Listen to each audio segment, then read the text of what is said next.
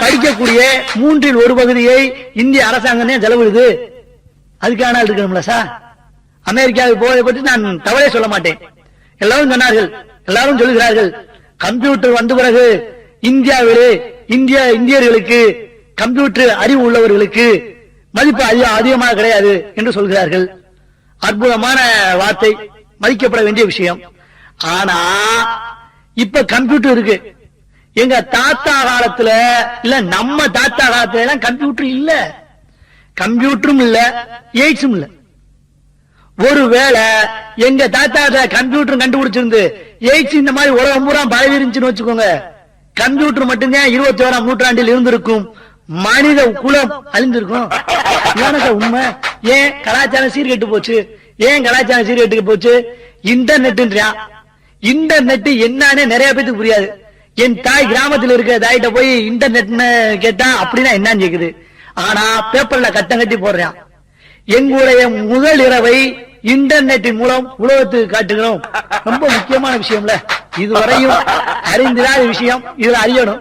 Internet கண்டுபிடிச்சதோட purpose இதுதான், பயன் இதுதான். அதுக்காக இன்டர்நெட் கண்டுபிடிச்சோம். ஒண்ணு வேணா சார், பிரைவேட் சேனல்ஸ், பிரைவேட் சேனல்ல தனியார் மயமாக்கப்பட்ட டிவில பல விதப்பட்ட சேனல் வந்துருச்சு. V channel, M channel, Star Sports, என்னென்னமோ சொல்றான்.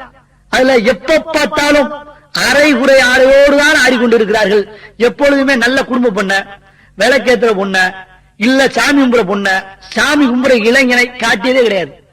நம்ம அரசாங்கம் பத்தி எல்லாம் கவலையே படாது. ஏன்னா அதை விட்டு அதுக்கு வருமானம் இருக்கு. இல்ல என்றால் இந்தியாவிற்கு அதை விட்டு வருமானம் இருக்கு, நிறைய கம்பெனி வருது.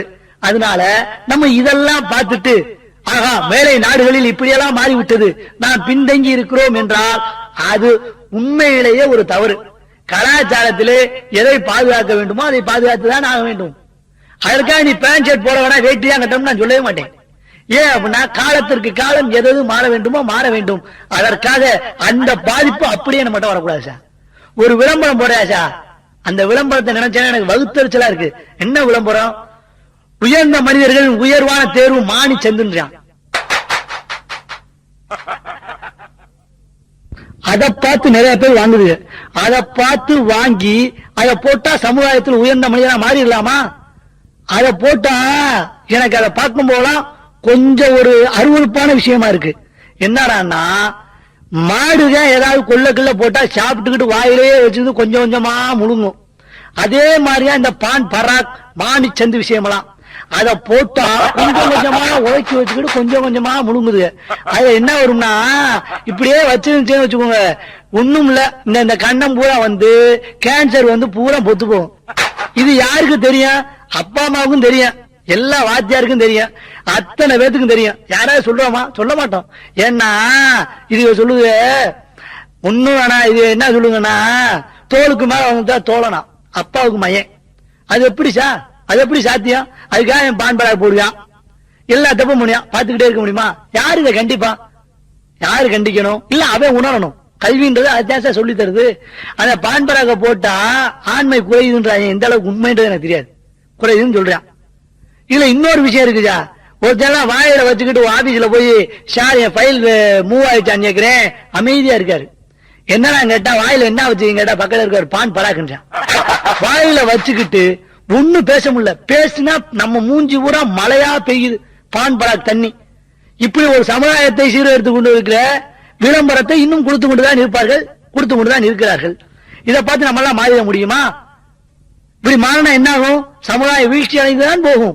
சரியான வழியில போகும், கெட்ட வழியில தான் போகும். எதை திருத்தணும், எதை திருத்தணும் என்கிற சிந்தனை வரணும். Necessity is the mother of invention. எது தேவை அதை நம்ம கண்டுபிடிக்கணும் சார். அதுக்கான வழியை பார்க்கணும். அந்த வழியை பார்த்துட்டு நாம் எப்படி சீர்திருத்த வேண்டும் இளைஞனை என்கிற சிந்தனை வர வேண்டும். இளைஞனின் பொறுப்பு அவனிடம் மாத்திரம் இல்லை. விவேகானந்தர் சொன்னார், 100 இளைஞர்களை கொடுங்கள், நான் இந்த தேசத்தையே மாற்றி காட்டுகிறேன் என்று. அது போன்ற ஒரு விவேகானந்தராக அப்பா மாறணும், பாசத்தை கொட்டுபவராக அம்மா மாறணும், அழகான அன்பை தருபவராக தந்தை மாறணும், கல்வியை சரியான முறையில் சொல்லித் தருவராக ஆசிரியர் மாற வேண்டும். படித்து முடித்தால் வேலை உறுதி என்கிற சிந்தனையை இந்த அரசாங்கம் தர வேண்டும். இளைஞன் சரியான பாதையிலே செல்லுவான். இன்றைய பெண்கள் சரியாகத்தான் சென்று கொண்டிருக்கிறார்கள் என்று சிந்தித்தால் உண்மையிலேயே கண்ணிலே கண்ணீர் வருவதற்கு பதிலாக ரத்தம் வழிந்து கொண்டிருக்கிறது. அப்படி ஒரு நிலையே நாம் இருக்கிறோம். ஒன்றும் வேண்டாம், எல்லா துறையிலும் பெண்கள் வந்து விட்டார்கள். இருமாப்புடன் நாம் பேசிக் கொண்டு இருக்கிறோம். எல்லா துறையிலும் பெண்கள் சரிநிலை சமானம் என்று பேசிக் கொண்டிருக்கிறோம்.